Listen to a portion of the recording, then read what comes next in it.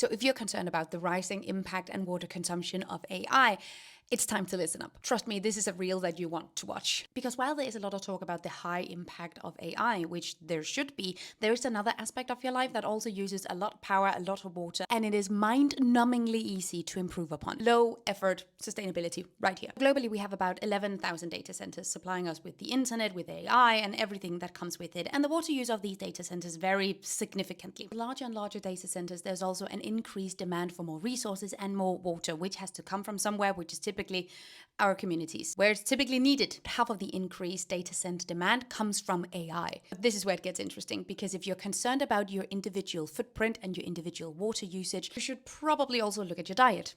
Environmental footprint and water consumption of the dairy and meat industry dwarfs the impact of AI by so much. The impact of AI compared to the meat and dairy industry is absolutely ridiculously small. If we care about water use, cheese and meat is a really good place to start to look. Livestock account for about a quarter of all humanity's water use. A lot of this water is used to grow crops for feed like corn and soy, which we then feed to billions of animals in animal agriculture. And as a result, we're using between 40 and 60% of our agricultural land to grow about 20% of our calories, which to me sounds like a pretty bad deal. So this is the part of the video where I am encouraging you to go plant-based as much as possible, or reduce at least these products in your diet, especially if you're worried about the water consumption of AI.